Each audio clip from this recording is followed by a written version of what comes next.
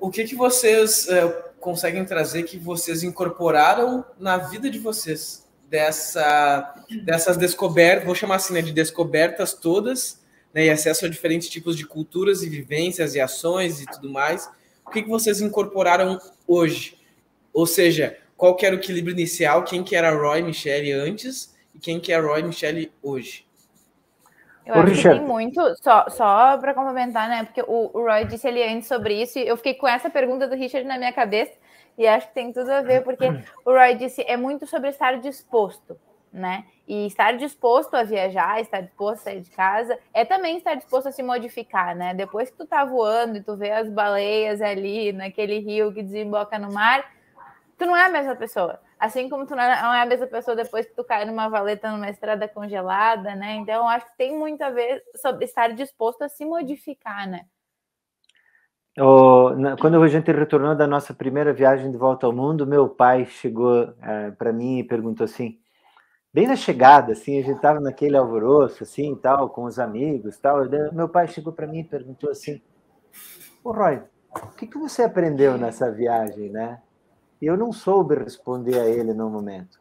Eu tive que refletir mais sobre isso. Porque, na verdade, o que acontece vai acontecendo tão aos poucos que você não percebe a evolução. Mas é um aperfeiçoamento em todas as tuas habilidades, eu diria, né? Habilidade de comunicação, habilidade de resiliência, habilidade de... puxa vida, sabe? Empatia, tolerância, todas essas habilidades você desenvolve um pouco, né? Você vai crescendo de forma geral. Assim como qualquer profissional dentro da sua profissão, ao longo de sua carreira, ele vai crescendo, ele vai melhorando em tudo um pouco, né? Mas é muito difícil de dizer assim, puxa vida, o que eu passei a ser melhor? Quer dizer, talvez você até possa dizer, né? O que eu passei a ser melhor, né? Mas eu até escrevo isso no livro 1, assim, lá no finalzinho eu falo isso, né? Que o meu pai me fez essa pergunta, na hora eu não soube dizer, mas eu acho que a gente aprendeu a se virar, assim, sabe? A se sair bem nas diversas situações que o mundo te impõe, né? Então, assim, é uma forma assim de você se desenvolve como pessoa, para você se sair bem naquela situação difícil que, porventura, você possa ser submetido, vamos dizer assim, né? Desde que você esteja sempre aberto a continuar nessa evolução, né? Quando nós voltamos para casa, até isso é interessante complementar, né? As nossas mudanças não terminaram por aí, né? Quando a gente terminou a nossa primeira viagem, a gente poderia ter retornado ao nosso emprego, fazer o que a gente fazia antes, mas a gente não estava satisfeito com isso e a gente queria continuar nesse mundo de mudanças, tanto que de mudanças e de coisas novas, né? A gente decidiu escrever um livro que a gente nunca tinha escrito, a gente decidiu começar a proferir palestras que a gente nunca tinha feito, a gente não sabia nem como começava a fazer isso, né? A gente fez exposições e tal, lidou com fotografia que não era não tínhamos know-how forte em todas essas coisas, né? E tudo deu certo, né? Deu certo muito certo, né, Roy? Tanto escrito quanto a fotografia. Exatamente, mas tudo porque a gente levou muito a sério tudo que a gente fez, né? Mesmo que nós não fôssemos os melhores escritores do mundo, a gente levou aquilo com tanto amor e carinho que a gente fez dar certo, sabe? A gente não sossegou. Depois que o livro ficou pronto, escrever um livro não termina por aí, depois que o livro fica pronto e impresso. Você tem que pensar na distribuição, você tem que pensar na venda, você tem que pensar em relacionamento com os vendedores de livros, com as livrarias, conhecer as pessoas que estão lá na frente, né? Defendendo o teu livro frente a milhares de títulos que tem dentro de uma livraria, né? Então, é uma coisa que nunca acaba, sabe? É uma coisa que você sempre tem que estar persistindo, sempre tem que estar procurando evoluir, né? Todos os dias. E não só em viagem, né? Isso que é importante, né? Terminou a viagem, puxa, não é porque terminou a viagem que a gente vai pensar, ufa, agora a gente pode sossegar. Não, não dá. A gente tem que continuar evoluindo, crescendo como pessoa, né? para essa satisfação toda, né? No final de cada dia, né? E amanhã tem mais, depois da manhã tem mais, né? E continua.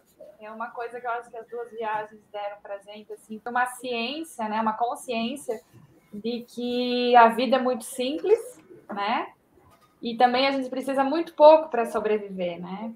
Então, eu acho que eu sofri bastante quando a gente voltou da segunda viagem, com esse excesso de tudo, excesso de informações, excesso de consumismo, isso tudo, assim, foi bem difícil para a gente que viveu uma vida bem simples, assim, sabe? Esse conflito, assim, isso foi bem complicado, assim, essa mudança que a gente teve, né? Eu lembro que no carro a gente tem lá uma caixa d'água com 80, 90 litros, né? Então a gente tinha que ser bem ciente, consciente e economizar a água para durar, para a gente poder comer, para a gente poder cozinhar, para a gente poder ter água para beber. E se sobrasse, se soubesse que a gente teria uma infraestrutura em breve, a gente poderia tomar um banho, né? Então, assim, eu lembro que quando a gente chegou em casa aqui, eu escutava a minha mãe lavando louça ou algum amigo lavando louça com a torneira escorrendo. Nossa, aquilo me incomodava, porque né, no nosso carro a gente não podia escutar o barulho de água escorrendo, porque era sinônimo que a gente ia ficar sem água, né? E essas pequenas coisas começavam a incomodar, assim, bem difícil, né? É valorizar o simples, né, Michele? É enxergar o extraordinário no simples, né? Me parece, com a fala de vocês, muito e até porque a gente viveu muito, né, com essas culturas, né?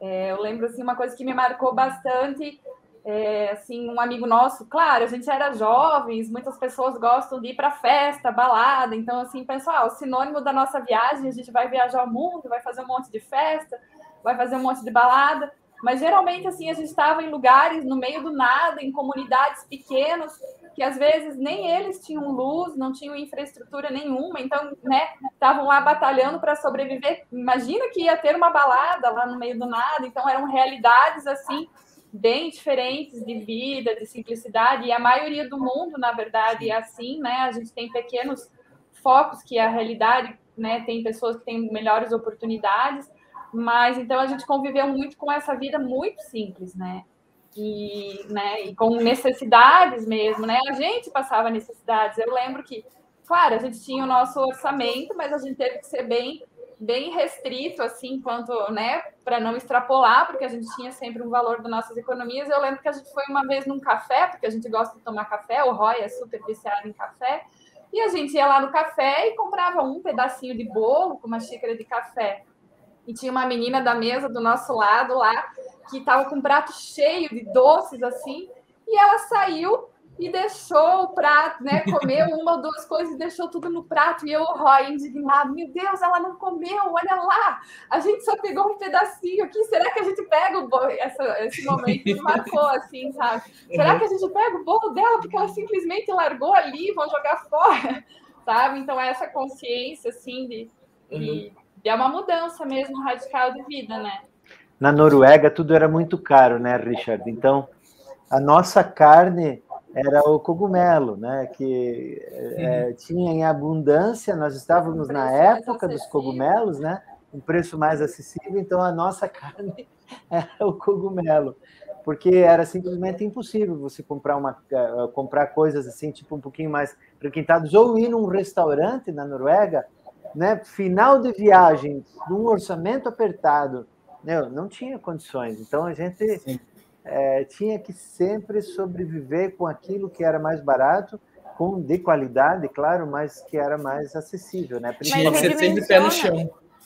Eu acho que redimensiona, né? Porque o luxo, a dificuldade, o que é bom, o que te faz feliz, tudo isso ganha novas dimensões quando a gente vai se deparando com essas situações, né? E eu até falo ali no primeiro livro, voltando à parte das mulheres, né? Que eu acabei andando bastante desleixada. Eu andava praticamente quase todo dia na primeira viagem, que era calor de Havaianas, né? A gente se vestia super simples, não era toda vez que a gente conseguia lavar roupa. Mas eu falo assim, vendo essas realidades dessas mulheres, né? Eu não conseguia pensar em me maquiar, em fazer a unha, em fazer, né, cuidar dessa parte, sendo que eu estava vendo que as necessidades na minha frente eram realmente outras, né? Então você entra nesses conflitos, né? Deixa eu fazer uma pergunta para vocês. Prioridades, né?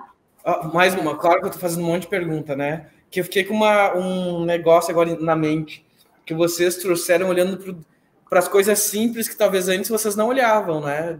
Valorizar esses detalhezinhos. O brasileiro, talvez ninguém nunca fez essa pergunta para vocês, tá? Outra vez já fizeram, mas eu acho que vai tirar da zona de conforto, porque para mim me tirou também. Como que é o brasileiro frente a essas outras culturas todas, né? No sentido de comparação mesmo. O povo brasileiro é um povo que está no caminho legal, não está no caminho legal? O que o brasileiro faz que vai levar para frente, o que não faz? Olhando esse aprendizado que vocês têm riquíssimo, assim, onde é que está o brasileiro? Tá muito bem colocado, eu acho. Tá muito bem colocado, né? Nós temos problemas sérios no Brasil, né, Richard? Todos nós sabemos disso, né? Mas se você olha em outros países, a gente percebe que os problemas são maiores do que os nossos, viu? O brasileiro, ele é muito bem visto no Brasil todo, porque ele é no mundo todo, né? Ele é um povo aberto, ele é um povo alegre, comunicativo, é um povo inventivo, né? Ele inventa, sabe? Ele faz pouco com muito, né? Então, assim, eu acho que nós como povo estamos muito bem colocados no mundo, né? Inclusive, quando nós entramos no Sudão, na primeira viagem, vindos do Egito, nós estávamos viajando com um casal de suecos. Suécia, né, um dos países mais ricos do mundo, está lá no referência, né? E nós fomos carimbar os nossos passaportes juntos, mas eles foram na frente. Aí tinha um cara carrancudo lá que cuidava da imigração, carimbando os passaportes e tal.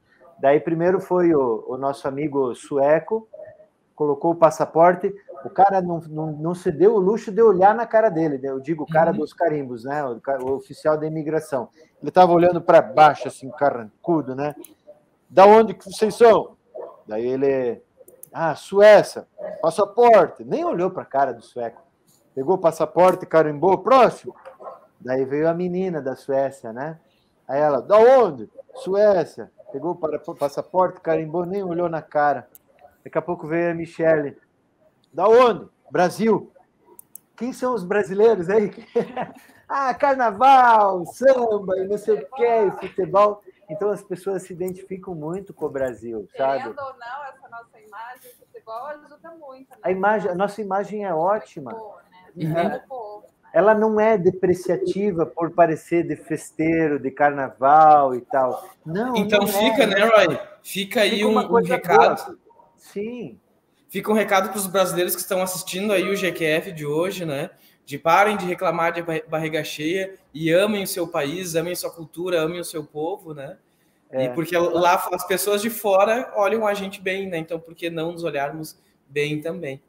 Até politicamente nós estamos passando por uma situação difícil no Brasil, mas se a gente comparar com antigos países da União Soviética, em que a situação dos últimos 30, 40 anos deles foi muito pior do que nós passamos, chegando ao ponto de ter guerra civil e tal. E, puxa vida, sabe, nós, no Brasil, nós ainda estamos numa situação muito privilegiada. O perigo no Brasil é de cair um coco, uma manga na nossa cabeça e nós nos machucarmos, né? Esse é o perigo, porque a nossa terra é tão farta que nós temos de tudo, nós temos água em abundância, com isso nós temos floresta, nós temos sombra, que no mundo não tem sombra, nós temos barro, nós temos terra, que o mundo é praticamente arenoso, nós temos terra produtiva em todos os lugares que a gente vai, praticamente, né? Então, assim, puxa, nós vivemos num país abençoado. E é por isso que nós estamos no Brasil de novo. Viu?